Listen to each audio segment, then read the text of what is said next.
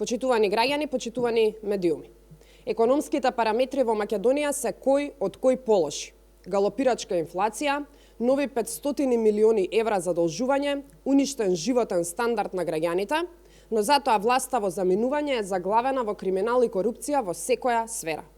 Новиот скандал за изградба на Чебрен, со кој се загрозува и енергетскиот суверенитет на Македонија, се пресметува во стотици милиони евра. Првата одлука на владата е одлука за почнување на постапка за доделување на концесија за изградба на проектот Чебрен, објавена на 17.1.2020 година. Во оваа одлука, конкретно во членот 5, се наведени процедурата и условите кои што ги донела владата и таму е пропишано дека државата ќе ја подари ХЕЦ Тиквеш на компанијата што ќе ја добие оваа набавка после 3 месеци од датумот на започнување на изградбата. Одиме понатаму. Втора одлука се носи веќе во месец февруари истата 2020 година, само еден месец подоцна од страна на техничката влада на Оливер Спасовски. И оваа одлука е за изменување на претходно донесената одлука со што во новиот акт членот 5 ставот 3 се брише. Практично, владата на Спасовски ја модифицира одлуката на владата на Заев. Она што е фрапантно е што тие во повикот за доделување на концесија се повикуваат на поништената одлука, но модифицирана. Односно, поништената одлука или пак првата одлука која што ја донела владата вели дека државата на добитникот ќе му ја отстапи ХЕЦ Тиквеш за 3 месеци откако ќе почне градбата. Владата на Ковачевски повикот го спроведува на непостоечка одлука.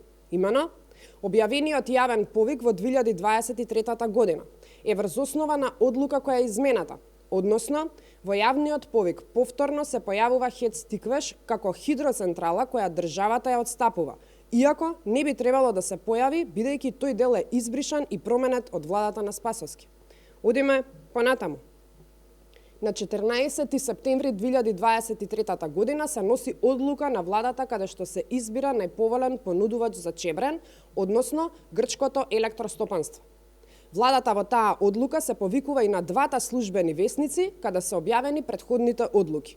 И онаа во која што се вели дека ја дава Тиквеш 3 месеци откако ќе почне градбата, но и онаа во која тоа се брише. Од тука се поставува прашањето: која од овие одлуки е важечка одлука по која е распишан повикот и добиен тендерот? Кои услови се применувани? Зошто се појавува различно толкување на отстапување или неотстапување на ХЕЦ Тиквеш?